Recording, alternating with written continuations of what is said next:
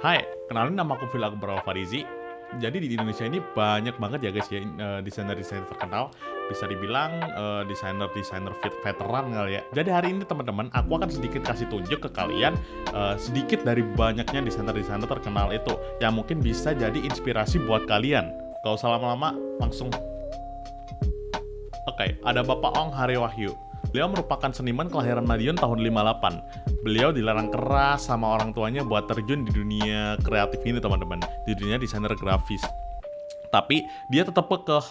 Dengan tekadnya yang kuat, dia itu berhasil membuktikan bahwa impian-impiannya akan terwujud gitu. Keren banget kan? Setelah beliau menyelesaikan SMA-nya di Madiun, beliau langsung menjajakan kakinya di Yogyakarta pada tahun 79. Karya-karya beliau tuh banyaknya itu untuk penulis, cerpenis, novelis, ya gitu-gitulah, sama penyair gitu. Masalah prestasi nggak usah ditanya lah ya.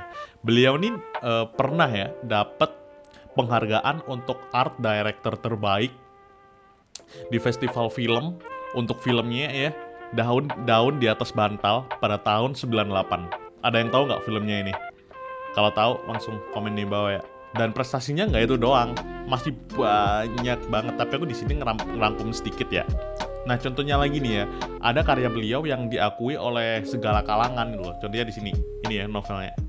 Nah itu adalah novel Gadis Pantai. Nah selain Gadis Pantai tadi, masih banyak loh karya-karya dari beliau. Contohnya nih ada nih Sugija, itu posternya dia yang bikin. Daun di Atas Bantal tadi, dan Habibie Ainun. Gimana? Keren ya? Ada yang tahu nggak film Habibie Ainun? Pasti tahu, nggak mungkin nggak kan? Terus yang aku sebutin di atas tadi itu masih sedikit dari banyaknya karya beliau. Jadi lanjut ya ke selanjutnya. Oke, selanjutnya ada Pak Ignatius Hermawan Tanzil. Bisa dibilang Pak Tanzil ini sudah ada niat ya, sudah ada kemauan sejak dini untuk terjun di dunia desainer ini, di dunia desain grafis ini ya. Waktu SMP itu sudah bisa menyalurkan bakatnya gitu loh, entah dari bidang sastra, musik, fotografi, atau apalagi, ataupun iya semuanya lah, semuanya dia lakukan pada saat itu. Nah ini waktu SMA punya keyakinan yang kuat untuk melanjutkan cita-citanya gitu loh, menjadi desainer grafis terkemuka gitu kan ya.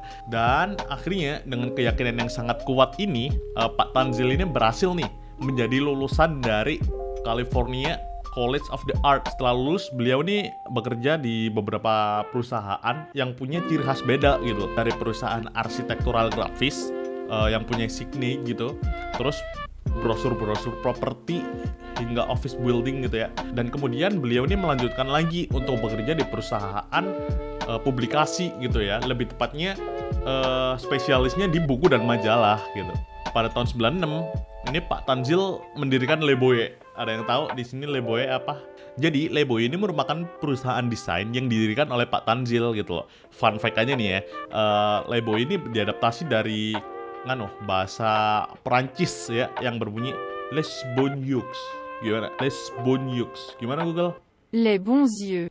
Nah, kayak gitu. Tadi. Ya, yang itu artinya The Good Eyes. Oke, awalnya kantor Le Boyer ini berletak di kawasan Kalibata ya. Yang kemudian pada tahun 98 pindah nih ke daerah Kemang, Jakarta. Dan pada saat itu masih memiliki 23 karyawan dan 57 desainer grafis. Dikit kan?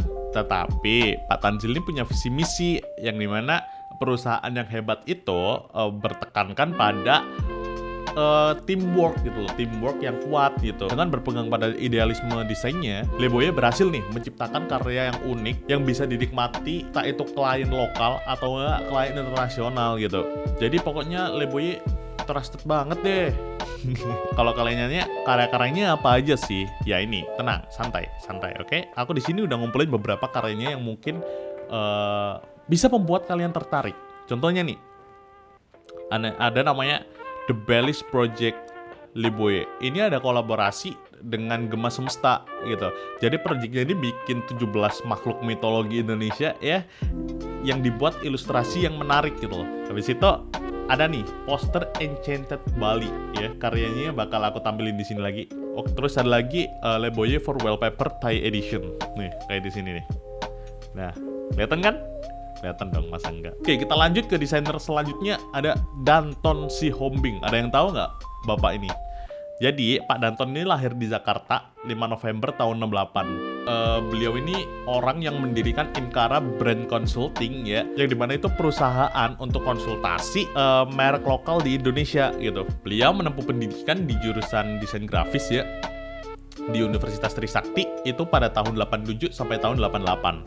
Yang kemudian dia tuh ngelanjutin lagi teman-teman di Institut Kesenian Jakarta dan mengambil jurusan desain grafis lagi nih pada tahun 89 sampai tahun 93. Dan dia mendapatkan gelar Master of Fine Art dari Graphic Design Major Savannah College of Art and Design. Dah, panjang bener dah.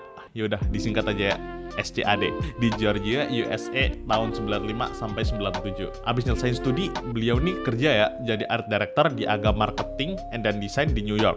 Yang salah satu karyanya terpilih dalam kontes internasional tahun 97 waktu itu di New York. Selain itu teman-teman, nama beliau juga tercantum dalam daftar type designer and punch cutter di apa namanya itu? Sana itu. Nah, iya, museum di Jerman. Lebih tepatnya museum tipografi ya teman-teman. Nah, pada tahun 2000, Pak Danton nih ngediriin Imkara Brand ya, yang bekerja sama dengan Ilma Neumann yang aktif menangani brand strategi, brand identity gitu ya, sama internal brand engagement gitu.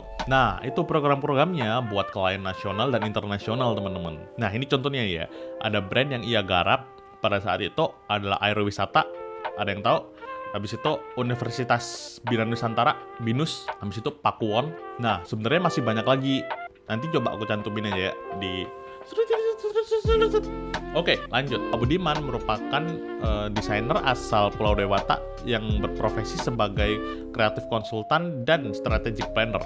Pak Ayib merupakan founder dari Paradesa dan co-founder dari Mata Merah Communication. Dan itu Mata Merah Communication itu berdiri pada tahun 91 teman-teman. Jadi Pak Ayib ini teman-teman punya gagasan buat sinergiin karya-karya yang bisa dibilang berkelanjutan dan bisa diterapkan dalam aspek kehidupan gitu loh, dalam semua aspek kehidupan. Nah, pada tahun 2007 Pak Ayib nih ngembangin konsep ruang publik, dan konsep itu diterapin dalam pembuatan platform kerjasama antar setiap stakeholder gitu. Nah, oke. Ini adalah karya-karya dari Pak Ayib. Pak Sakti Maki ini mengemban pendidikannya di Pasadena, California, yang tepatnya dia itu ada di College of Design ya. Dia berhasil lulus dengan titel Bachelor of Science in Industrial Design. Selain itu teman-teman, beliau itu lulus dengan predikat cum laude. Pak Sakti Maki ini teman-teman merupakan creative director, co-founder, terus habis itu managing director, terus konsultan. Nah, beliau ini teman-teman bertanggung jawab banget dalam standar-standar, entah itu dari brand development, brand activation, dan brand expression yang telah dihandle oleh Maki-Maki branding konsultan gitu. Nah, sampai saat ini teman-teman, Maki-Maki branding konsultan ini sudah menghandle banyak banget brand, entah itu dari skala regional ataupun internasional gitu. Yang jelas itu banyak banget. Nih ada contoh-contohnya nih. Ada Unilever Indonesia, Coca-Cola, Nestle, Frisian Flag, Sara Lee, Danone, Daimler Chrysler, British American Tobacco, dan masih banyak lagi. Nah, Maki-Maki branding konsultan ini menjadi pionir dalam bidangnya, yaitu dalam bidang brand kalau nggak branding gitu.